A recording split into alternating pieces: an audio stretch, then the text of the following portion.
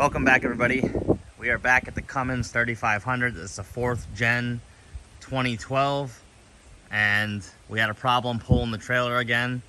This truck has just been very reliable, even when it does have problems. It hasn't technically left us stranded anywhere.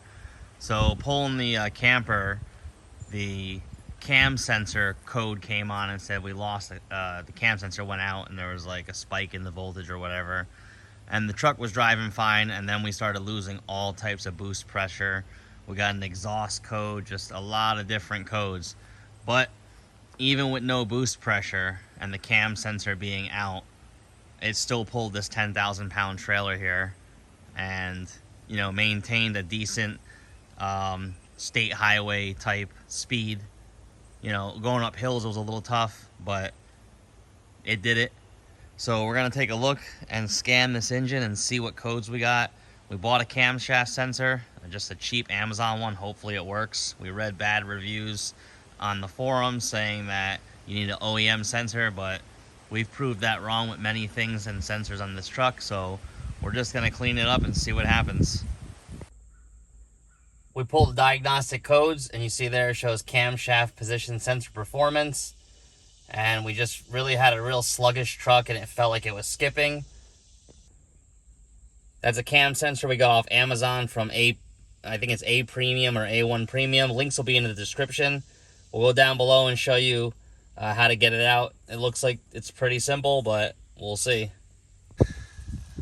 All right, the sensor's on the driver's side, right above the ECU there, behind or underneath the CP3 pump.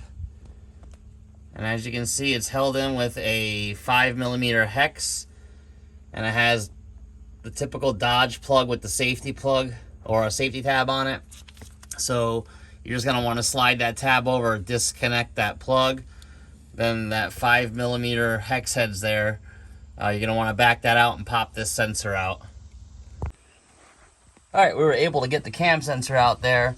It is a very tight fit, but we use this little Icon mini ratchet set here with the 5mm hex bit that they include, but we also ended up getting a 1/4-inch drive socket here to put on there, and it was a perfect fit between the ECU and everything, and we'll show you. All right, there's the ECU, and let's try and get a view in there. Sorry about that. Sun's in the worst spot right now, but the sensor hole is right up there, as you can see it. It came out pretty easy, so we're gonna pop the new one in. All right, the new sensor's in. As you can see, the ratchet does fit up there with very minimal clearance, but it does fit, so you can change this sensor without removing the ECU. We'll go ahead and just tighten it down.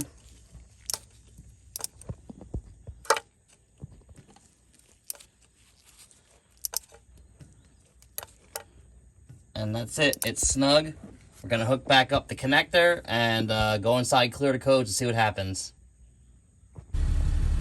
It is idling a whole lot smoother now. Started up, we cleared the check engine light, cleared the codes, and we have no more power terrain. So we're going to take this thing for a test drive and see how it does. All right, we took it on a drive, and as you see, the PCM has 0 code. It's all green. So the sensor worked.